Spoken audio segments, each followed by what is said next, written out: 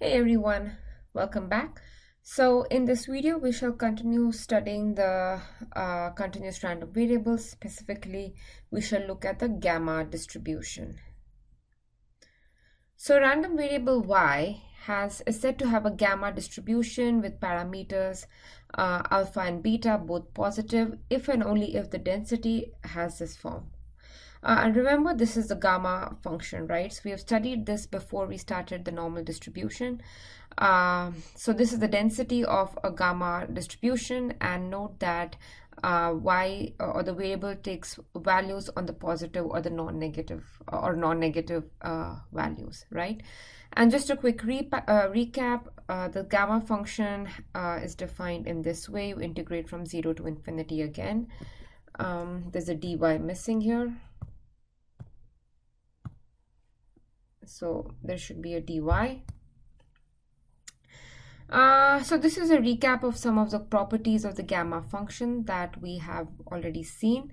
Gamma 1 is 1. Gamma alpha can be written as alpha minus 1 times gamma alpha minus 1, right?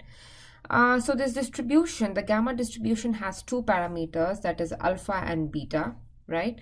And alpha is called as the shape parameter and beta is called as the scale parameter. So these graphs will give you an idea of where the names come from. So first we write the alpha and then we write the betas. So in the first graph, alpha is 0 and beta is 1, and this is how the graph looks like.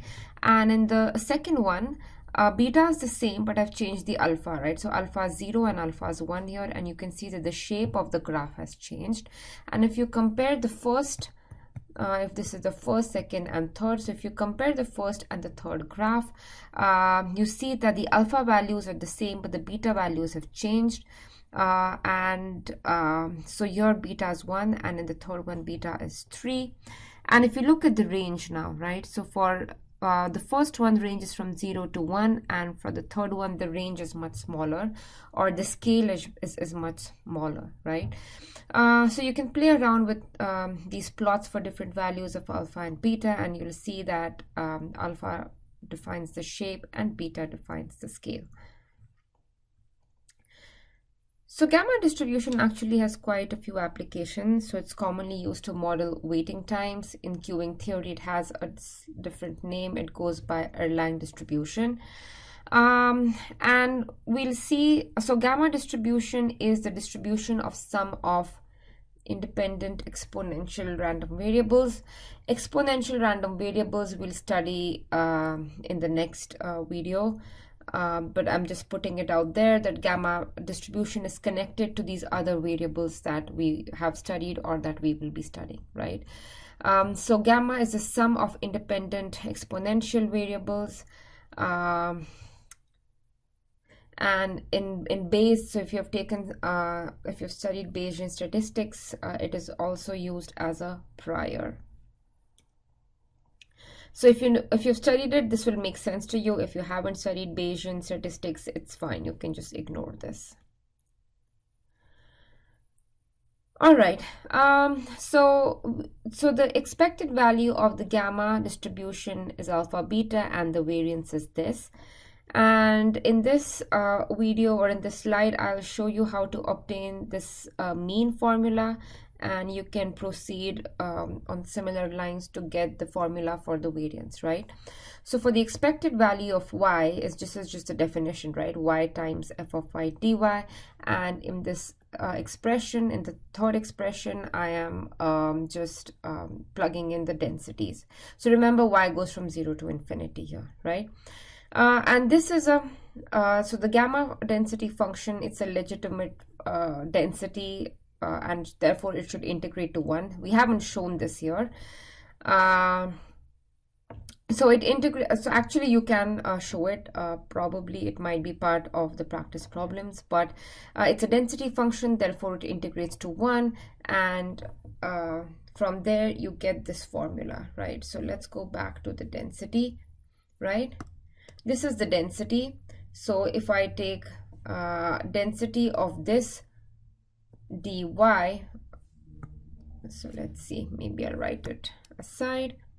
So this is a constant, so 1 upon beta raised to alpha gamma alpha, integrate from 0 to infinity, y raised to alpha minus 1 e raised to minus y by beta dy.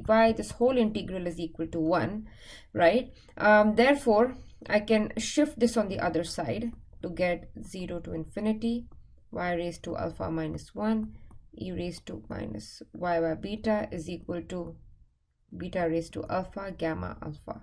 So you get this formula, right?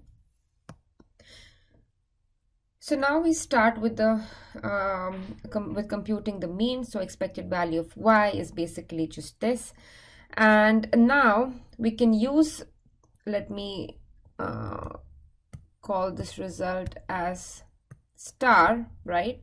So we can use this star result to go from here to here, right? So y raised to alpha, but instead of alpha we have alpha minus 1 here, and e raised to minus y by beta, so we have beta.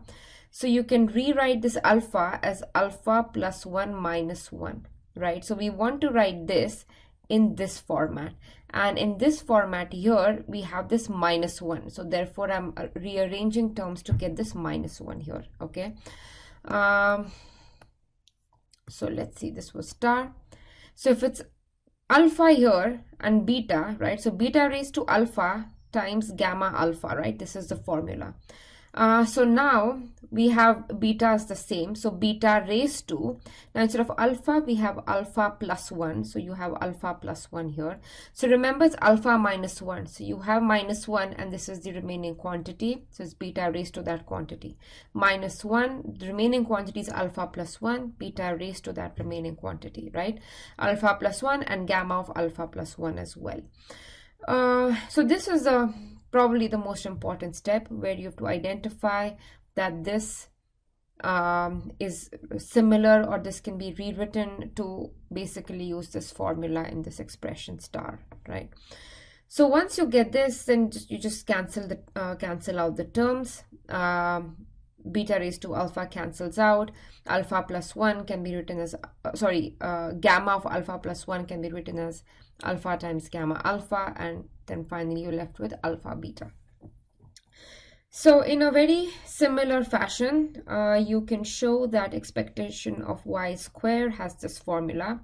So when you evaluate this, you will again use this result in this circle here, okay? However, instead of alpha plus 1, you'll have to make slight adjustments, okay? But you'll pretty much be using this result with minor adjustments. So go ahead and try to show this result, right? So next we move to chi-square distribution. Chi-square is actually a pretty important distribution. But chi-square is a special case of gamma, right? So v is some positive integer. A random variable y has a chi-square distribution with v degrees of freedom if y is gamma and alpha is v by 2 and beta is 2. So you take any gamma distribution and specially take alpha equal to v by 2, where v is a positive integer, and take beta is equal to 2. Then for this particular case of gamma distribution, you can say that this is chi-square with parameter v, right? So we have only one variable here, right? V, 2 is a constant, so v is the only variable, or is the only parameter. Chi-square is just a particular case of gamma distribution, right? So remember this result. So you can use the fact that it's a particular case of gamma to find its expected value, right? So expected value of y, so remember y is in this case now chi-square, and for gamma distribution expected value is just alpha times beta. Alpha is v by 2 now, right? And beta is beta is 2, so you're left with 2. You're left with v. So expected value of y is v, and similarly you can show that variance is 2v, right? So for a gamma variable, the variance is again alpha times beta square, but alpha is v by 2 and beta is 2, 2 squared is 4, so you're left with 2v, right? So you don't have to remember these results separately. So if you remember the result for gamma distribution, you will automatically remember results for chi-square as well. So this is an important property. It says that the squared norm of k standard normally distributed variables is a chi-square distribution with k degrees of freedom. So let's unpack this a little bit. This says that if I have z1, z2 and say zk, so I have k variables, all of these are independent and they are all independent and they all have standard normal distribution. Okay, so I have k variables z1 through zk, they're all independent, they have a standard normal distribution. Then this result says, so the squared norm, that's basically summation zi square, I goes from 1 to k, which is basically z1 square plus z2 square dot dot dot zk square. This has a chi-square distribution, and the parameter is the number of variables, that's k. Remember, this is also gamma because chi-square is a particular case of gamma. This is the gamma distribution with parameters now k by 2 and 2, right? So we won't be seeing too many applications of chi-square in this course, but if you study inference, this is useful to basically if you want to conduct some kind of a hypothesis test, which is just inference, you'll see that this variable chi-square distribution pops up quite a bit, right? So that is all for this video. Make sure you understand the connection between the gamma and the chi-square variables, and also this result about the norm of the standard normal distributions is important in general, though it may not play a big role here, right? Also do attempt to derive the variance of the gamma distribution. So that's all for this video. I will see you in the next one. Bye.